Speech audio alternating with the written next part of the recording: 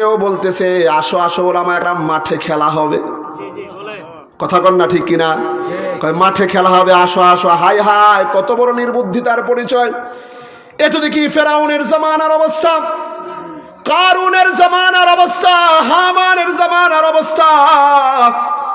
ওই জামানায় নবীকে বলা হয়েছিল আপনার রবকে যায় বলেন তার সাথে খেলা হবে। নাউজুবিল্লাহ বলবেন না? বর্তমান সময়ে কিছু মানুষ এমন আছে যারা উলামা একরামকে বলে আসো আসো মাঠে আসো খেলা হবে। ওরা তো বুঝে না যে উলামা একরামের সাথে খেইলা লাভ নাই। উলামা একরাম এত কাঁচা প্লেয়ার না, কারণ উলামা একরাম মাঠে নামলে একা নামে না, বরং উলামা একরাম আসমানের মালিক আল্লাহ পাকের নুসরত আর মদদ নিয়ে নামে। আরে তুমি বেটা কোথা থেকে আসলা উলামা একরামের সাথে খেলা করার জন্য? উলামা একরামের সাথে মাঠে খেলা করতে চাও? তোমার কি পরিমাণ ধন সম্পদ আছে? তুমি তো একটা এলাকার এমপি, একটা এলাকার মন্ত্রী, একটা এলাকার চেয়ারম্যান, একটা এলাকার মেম্বার। একটা এলাকার মেম্বার আর এমপি হয়ে তুমি এত বড় দাপট দেখাও।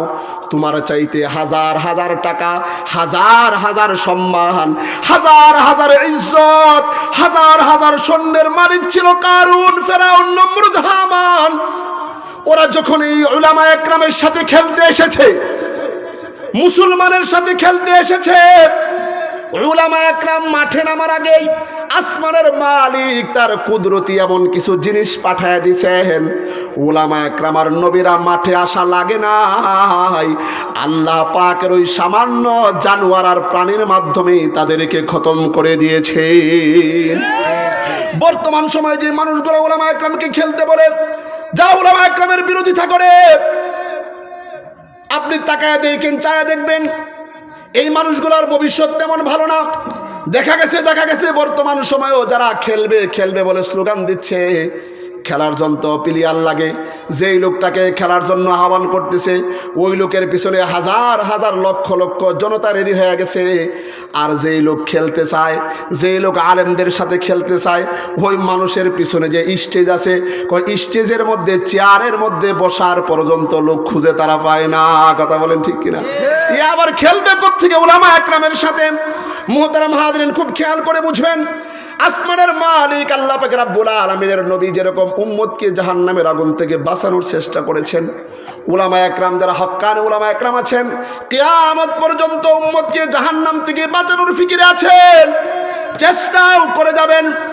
এর জন্য যদি উলামা একরামকে জেল জুলুম পোহাইতে হয়, উলামা একরামকে নানার সমস্যার সম্মুখীন হতে হয়, খুদার কসম করে বলছি, যেই দিন থেকে আমরা উলামা একরাম মাথায় পাগড়ি পরেছি, মাথায় টুপি দিয়েছি, শরীরের ভিতরে সুন্নতি লেবাস দিয়েছি, আমাদের মায়েরা আমাদেরকে বলে দিয়েছে, সন্তান যা যা যা, তোকে দিনের জন্য কুরবান করে দিয়েছি। মা বাবা জানে মাদ্রাসায় পড়াশোনা করলে লক্ষ লক্ষ টাকা এনে আমাদেরকে হাদিয়া দিতে পারবে না, হাজার হাজার টাকা আমাদেরকে হাদিয়া দিতে পারবে না। আমার মা নিজেই আমাকে বলেছে তোমাকে দিন শিখাইছি টাকার জন্য।